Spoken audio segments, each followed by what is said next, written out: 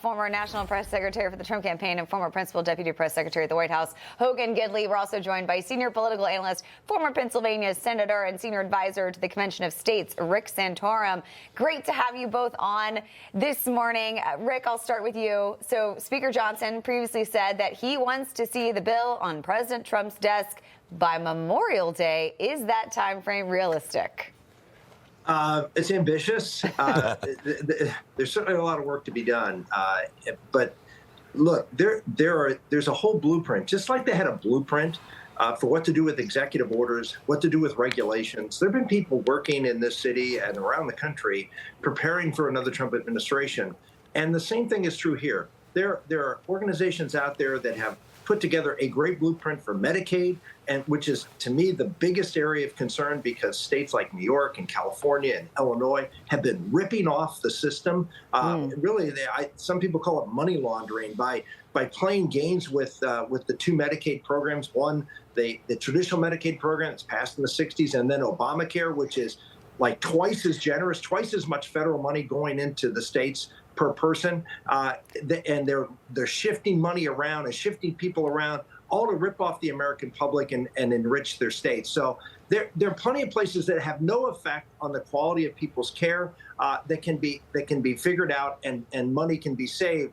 And this is what the president's talked about: the waste, fraud, and abuse that's out there that these blue states have been ripping off the rest of America doing. Mm-hmm. Yeah, Hogan, the challenge with this entire process is not only do you have to get the House and Senate to agree, you've actually got to get the House to agree. And as we saw on Wednesday, they weren't in agreement. Then suddenly Thursday they were.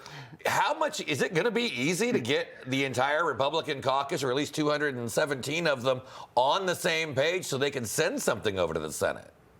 I wouldn't use the word easy, but I would imagine they're going to have to come together and work on several things. The cuts, obviously, which people don't know this, and this is something I kind of learned. I know Rick understands this well, but tax cuts, keeping those in place, tax cuts under our scoring system in this country, under what they do at the House, is actually considered spending.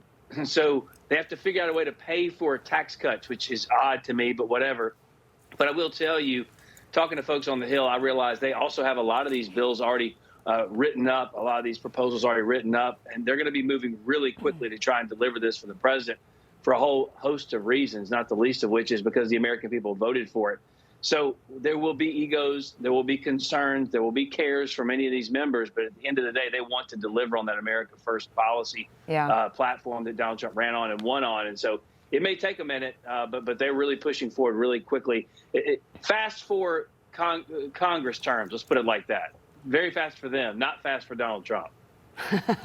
Good point. So, Rick, as Hogan just mentioned, spending cuts, huge sticking point for a handful of the fiscal hawks in the House. And they eventually came around, as we know, but this is just a blueprint. The number floating around is at least $1.5 trillion in cuts. Is that enough? It's a great start. I mean, one of the things that the Republicans have failed on in the past is taking a slice of the loaf. They want to always try to get the big home run, and some members, like we've seen, say, well, it's not enough, and therefore I'm going to vote no. Well, no, you get as much as you can, vote yes, and then come back and work again. This is what the Democrats have done to grow the size of the federal government over the past 50 years, which is just take a little bit at a time, a little bit every time you get a chance, take a little bit. And Republicans haven't learned that lesson. I get their frustration, but politics is a team sport. You've got to be able to get everybody together, and particularly when you have small majorities, and take what you can get.